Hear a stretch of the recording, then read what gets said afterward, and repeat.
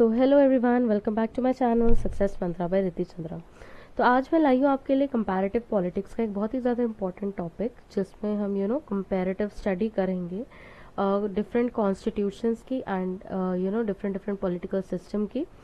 सो before starting let me clarify कि अभी MA के एग्ज़ाम्स चल रहे हैं बहुत सारे बच्चों के, तो मेरे पास नोट्स पड़े हुए हैं मेरे एमए के।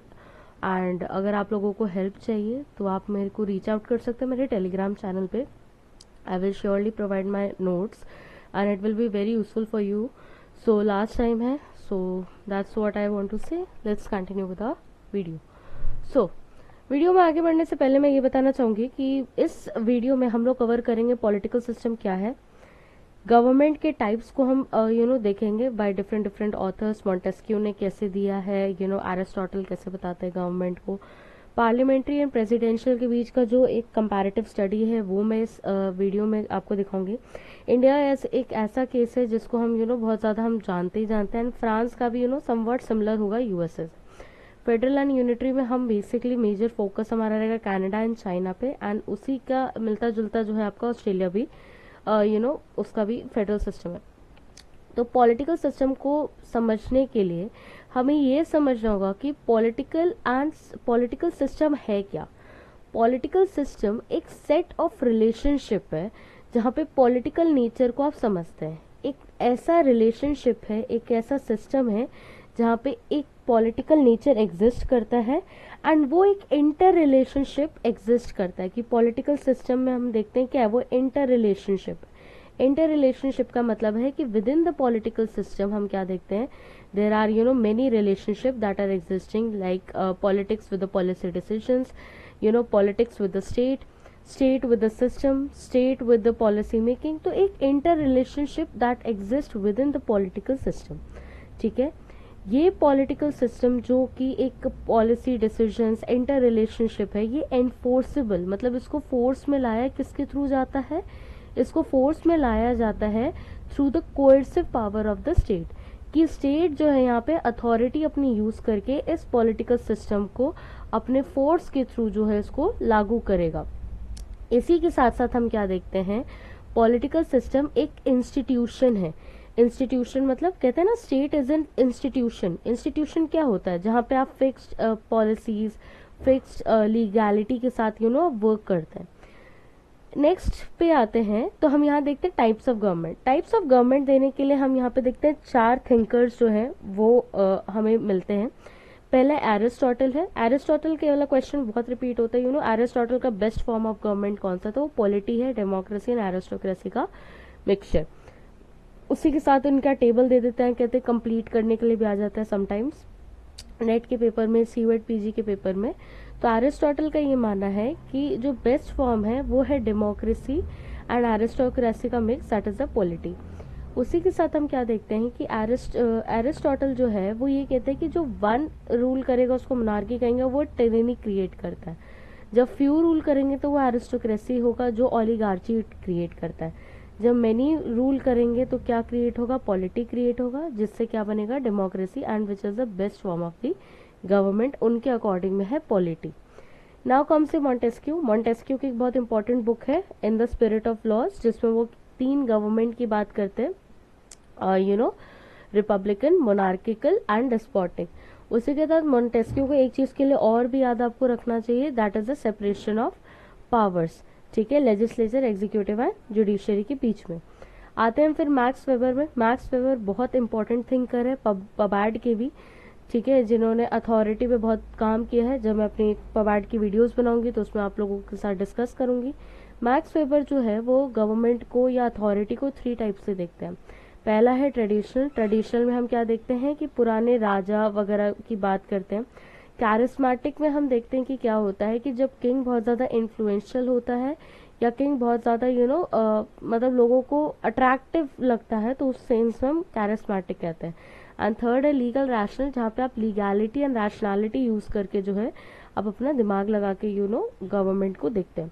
तो मैक्स वेबर के लिए बेस्ट फॉर्म जो है वो लीगल रैशनल है। ठीक है, उसके बाद आते हैं नेक्स्ट स्लाइड पे, वो है बैरिंगटन मूर। बैरिंगटन मूर ने 3 टाइप्स ऑफ पॉलिटिकल सिस्टम की बात की है। पहला है डेमोक्रेटिक पार्लियामेंट्री जैसे कि इंडिया में एग्जिस्ट कर रहा है, ठीक है, जहाँ पे पार्लियामेंट है उसमें डेमोक्रेसी फंक्शन हो रहा है। सेकेंड है फासिस्ट मूवमेंट जो इटली में हुआ था मुसोलिनी के अंडर। एंड थर्ड है कम्युनिस्ट गवर्नमेंट जो कि चाइना में हम आज के टाइम पे भी देख सकते हैं। अब उसके बाद हम देखते हैं पहला जो है पार्लियामेंट्री सिस्टम ऑफ यूके में इस पार्लियामेंट्री सिस्टम को हम कहते हैं वेस्टमिनिस्टर सिस्टम भी कहते हैं, जो कि एक democratic parliamentary system of government है। उसी के साथ हम क्या देखते हैं, यूनाइटेड किंगडम या ब्रिटेन में जो है कॉन्स्टिट्यूशनल मोनार्की है, जहाँ पे कॉन्स्टिट्यूशन बहुत ज़्यादा फ्लेक्सिबल है। क्यों? क्योंकि there is a king which can alter the constitution according to its own whims and fancies, ठीक है। तो कॉन्स्टिट्यूशन मोनार्की एग्जिस्ट करता है। उसी के साथ हम क्या देखते हैं कि यूके में हम क्या देखते हैं, एक अनरिटन कॉन्स्टिट्यूशन है जो एग्जिस्ट करता है, जो कि सबसे ज़्यादा पुराना एंड सबसे ज़्यादा इन्फ्लुएंशियल कॉन्स्टिट्यूशन आज के टाइम पे भी हम देख सकते हैं।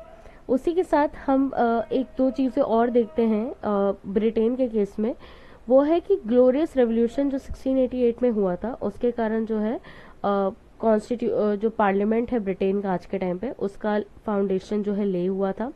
उसी के साथ साथ ब्रिटेन में जो है वो यूनिटरी फॉर्म ऑफ गवर्नमेंट है, जहाँ पे फ्लेक्सिबल कॉन्स्टिट्यूशन है जैसा मैंने बताया था। और यहाँ पे दो पार्टी एग्जिस्ट करती है, पहली है labour and conservative party.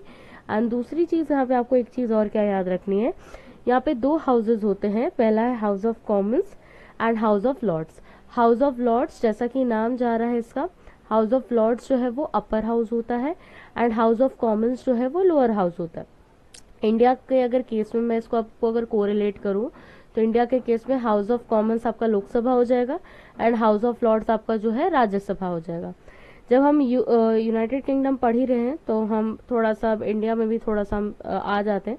India में देखो सेपरेशन ऑफ पावर्स होता है लेजिस्लेचर, एग्जीक्यूटिव एंड जुडिशरी के बीच में। उसी के साथ साथ हम क्या देखते हैं कि सेपरेशन ऑफ पावर्स तो है, बट यहाँ पे हम देखते हैं चेक्स एंड बैलेंस का सिस्टम भी होता है इंडिया में, जहाँ पे जुडिशरी को जो एक जुडिशियल रिव्यू के कारण हम क्या देखते हैं, ओवर आर्चिंग भी है कि जुडिशरी जो है वो लेजिस्लेचर एंड एग्जीक्यूटिव पे चेक कर सकता है कि अगर वो लोग कुछ गलत करे तो इट कैन करेक्ट इट।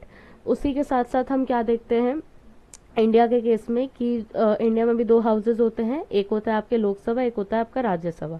तो इंडिया का केस अगर किसी को नहीं क्लियर है, मैं एक और सेपरेट वीडियो बनाऊंगी इंडिया के पूरा सिस्टम पे, तो उस वीडियो में हम लोग और ज़्यादा क्लियर करेंगे। आगे बढ़ते हैं। यूएसए में क्या है, प्रेसिडेंशियल सिस्टम है। यूएसए का जो कॉन्स्टिट्यूशन है सबसे पुराना है और लिखित है, ये रिटन कॉन्स्टिट्यूशन है। रिटन कॉन्स्टिट्यूशन होने का ये फायदा है कि जब कॉन्स्टिट्यूशन का फाउंडेशन रखा गया है या कॉन्स्टिट्यूशन बनाने का सोचा गया है, उसी टाइम पे आप जो है उसके लॉज वगैरह भी सब साइड बाय साइड लिखते हैं। तो oldest and written constitution USA है। अनरिटन कॉन्स्टिट्यूशन सबसे ओल्डेस्ट है, वो है आपका ब्रिटेन का या यूके का। अब यहाँ पे हम क्या देखते हैं, इसका जो फाउंडेशन था वो 1776 में डिक्लेरेशन ऑफ इंडिपेंडेंस से रखा गया था एंड ये फोर्स में है 1789 पे, जहाँ पे हम देखते हैं प्योर फेडरेशन जो है वो फॉलो होती है। प्योर फेडरेशन का मतलब ये होता है कि पावर जो है वो डिवाइडेड है सेंट्रल में और रीजनल पावर्स में, कि सेंट्रल गवर्नमेंट में और रीजनल पावर्स में। एक और बड़ी इंटरेस्टिंग चीज़ मैं यूएसए की बताना चाहूँगी आपको कि यूएसए का जो कॉन्स्टिट्यूशन है वो सिर्फ 7 आर्टिकल्स में समअप है और यूएसए में जो है 50 स्टेट्स हैं, ठीक है। इसी के साथ हम क्या देखते हैं कि यूएसए में जो कॉन्स्टिट्यूशन है वो रिजिड है, मतलब जैसा कि हमने ब्रिटेन में देखा था फ्लेक्सिबल, वैसा नहीं है यूएसए में। यूएसए का जो कॉन्स्टिट्यूशन है वो रिजिड है, उसको चेंज करने के लिए बहुत ज़्यादा प्रोसीजर आपको फॉलो करना पड़ता है। उसी के साथ साथ यहाँ पे बाईकैमरलिज्म है एंड यहाँ पे सेपरेशन ऑफ पावर हमें देखने को मिलता है लेजिस्लेचर एंड एग्जीक्यूटिव के बीच में, ठीक है। यहाँ पे भी similar to India judicial review है। यहाँ पे भी दो हाउसेज होते हैं, एक होता है आपका सेनेट, एक होता है आपका हाउस ऑफ द रिप्रेजेंटेटिव्स। आगे बढ़ते हैं आते हैं हम कनाडा में। अब कनाडा का एक क्वेश्चन आया था अभी रिसेंटली जनवरी वाले पेपर में आया था कि from which country did India adopted it's federal structure, तो इट वाज कनाडा। तो कैनेडियन कॉन्स्टिट्यूशन से हमने जो फेडरल स्ट्रक्चर है वो हमने अडॉप्ट किया अपने इंडियन कॉन्स्टिट्यूशन में। इसमें हम क्या देखते हैं कनाडा में कि एक फेडरल गवर्नमेंट है। फेडरल गवर्नमेंट का मतलब ये होता है कि आप पावर को एक जगह लिमिट नहीं कर रहे, आप उसको बांट दे रहे हैं, किसके बीच में, सेंट्रल में और एक प्रोविंशियल या स्टेट में, ठीक है। उसी के साथ साथ हम क्या देखते हैं कि कनाडा की पार्लियामेंट जो है वो मोनार्की को भी कंसिस्ट करती है एंड उसी के साथ साथ 2 लेजिस्लेटिव चैम्बर्स को भी कंसिस्ट करती है। नेक्स्ट हम देखते हैं चाइना के बारे में। चाइना एक यूनिटरी सिस्टम है, ठीक है, फॉलो करती है। यूनिटरी जैसा नाम जा रहा है, यूनिटरी मतलब आप सोलो सब कुछ करेंगे।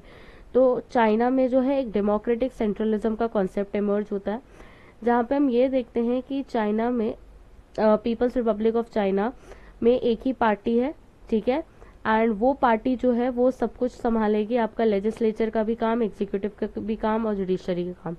एंड इवन अभी हम ये भी देख सकते हैं कि चाइना में ऐसी भी पॉलिसीज आ रही है जहाँ पे ये बोला जा रहा है कि जिनपिंग जो है वो लाइफ टाइम, जब तक उनकी डेथ नहीं हो जाती है, वो तब तक वो वहाँ के लीडर रह सकते हैं।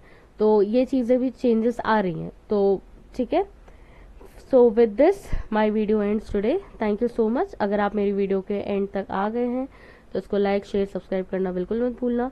जिसके भी एमए के एग्जाम्स आ रहे हैं, एमए के पॉलिटिकल साइंस में सेमेस्टर एग्जाम्स आ रहे हैं, आप मुझे कांटेक्ट कर सकते हैं मेरे टेलीग्राम चैनल पे या फिर मेरे मेल आईडी पे। आप लोग कांटेक्ट कीजिए। I will be very happy to help you all and thank you so much for watching my video.